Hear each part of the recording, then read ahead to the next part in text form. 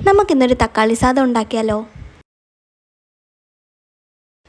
തക്കാളി സാദം ഉണ്ടാക്കാനായിട്ട് ഞാൻ യൂസ് ചെയ്ത ഇൻഗ്രീഡിയൻസ് വളരെ സിമ്പിളാണ്. അപ്പോൾ നമുക്കതൊക്കെ ഒന്ന് കണ്ടു നോക്കിയാലോ?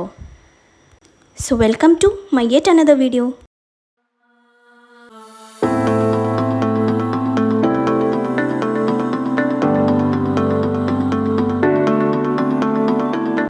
നമുക്കിനി ഇൻഗ്രീഡിയൻസ് എന്തൊക്കെയാണെന്ന് നോക്കാം. അനിയൻ, ടൊമാറ്റോ, ഗ്രീൻ ചില്ലി, പിന്നെ കുറച്ച് മസാലക്കൂട്ടുകൾ ഞാൻ എടുത്തേക്കുന്നത് bay leaf, pepper, cinnamon, cardamom and clove, പിന്നെ ജിഞ്ചർ ഗാർലിക് പേസ്റ്റും കറി ലീവ്സും ആണേ. അപ്പോൾ നമുക്ക് കുക്കിംഗ് സ്റ്റാർട്ട് ചെയ്യാം.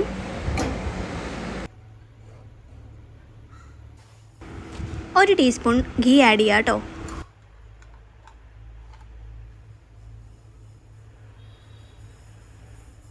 ഞാൻ കുറച്ചുകൂടി ആഡ് ചെയ്യുന്നുണ്ടേ, നിങ്ങൾക്ക് ആവശ്യമുള്ളത് എടുത്താൽ മതി കേട്ടോ. അതിൻ്റെ കൂട്ടത്തിൽ തന്നെ ഞാൻ റിഫൈൻഡ് ഓയിലും കുറച്ച് ആഡ് ചെയ്യുന്നുണ്ട്. കുക്കർ ഒന്ന് ചൂടായി വരുന്നിടം വരെ നമുക്കൊന്ന് വെയിറ്റ് ചെയ്യാം. So now let's start adding the masalas.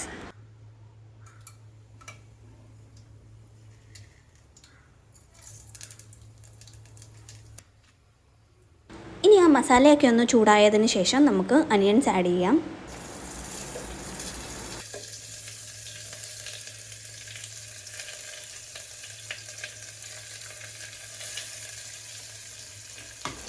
So ആ ഒനിയൻ ഒന്ന് ലൈറ്റ് ബ്രൗൺ ആവുന്നിടം വരെ നമുക്കൊന്ന് വഴറ്റാം.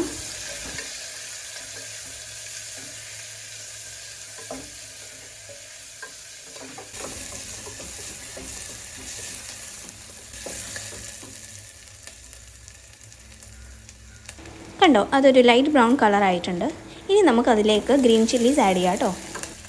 സ്പൈസ് കൂടാതിരിക്കാനാണ് ഞാൻ 2 ഗ്രീൻ ചില്ലി മാത്രമേ എടുത്തിട്ടുള്ളൂ. So now let's add the ginger garlic paste and the curry leaves. അത് കഴിഞ്ഞിട്ട് നമുക്ക് നന്നായിട്ടൊന്ന് സ്റ്റിർ ചെയ്തെടുക്കണം കേട്ടോ.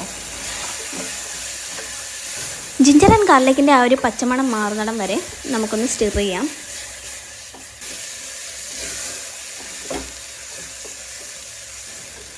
ഇനി നമ്മൾ അതിലേക്ക് ആഡ് ചെയ്യാൻ പോകുന്നത് ടൊമാറ്റോസ് ആണ്. ഞാനിവിടെ 3 ടൊമാറ്റോസ് എടുത്തിട്ടുണ്ടായിരുന്നു.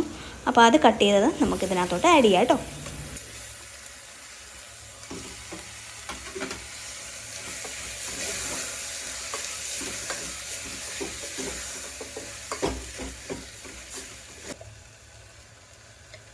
ഇനി നമുക്ക് ചില്ലി പൗഡർ ആഡ് ചെയ്യാം.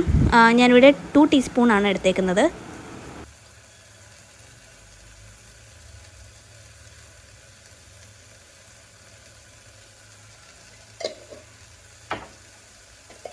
I am also adding this coriander powder into it.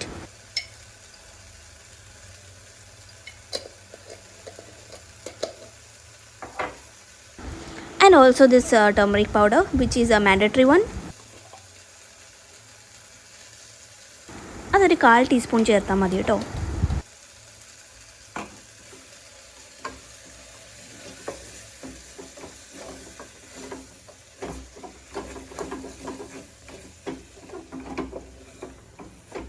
ആ ടൊമാറ്റോ ഒക്കെ ഒന്ന് വെന്ത് വന്നതിന് ശേഷം നമുക്ക് കുറച്ച് സോൾട്ട് ആഡ് ചെയ്യാം. അയ്വാ, അത് നന്നായിട്ട് വെന്ത് കുറുകി വന്നിട്ടുണ്ട് കേട്ടോ.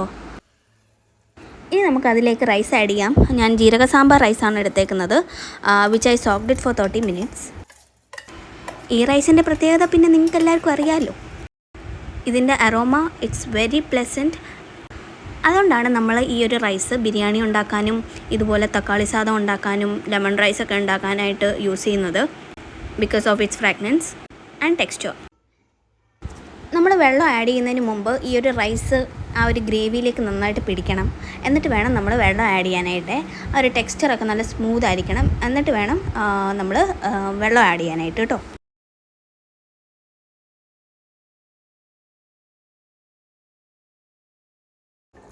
ഒരു കപ്പ് അരിക്ക് 2 ഗ്ലാസ് വെള്ളം എന്നൊക്കെയാണ് പറയുന്നത്. ബട്ട് ഞാനിവിടെ എൻ്റെ ഒരു മെഷർമെൻറ്റിലാണ് വെള്ളം എടുത്തേക്കുന്നത് കേട്ടോ. നിങ്ങൾക്ക് വേണേൽ മെഷർ ചെയ്തായാലും വെള്ളം എടുക്കാം.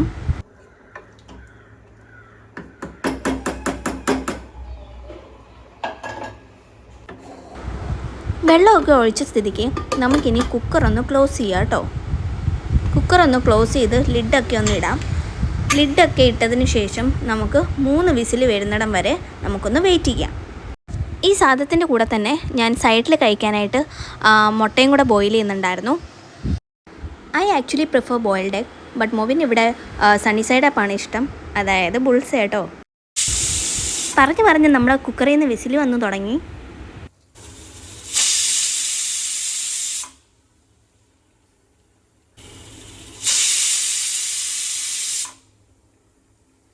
അങ്ങനെ 3 വിസിലടിച്ചു. ആവിയൊക്കെ പോയതിന് ശേഷം ഞാനൊന്ന് തുറന്നു നോക്കി.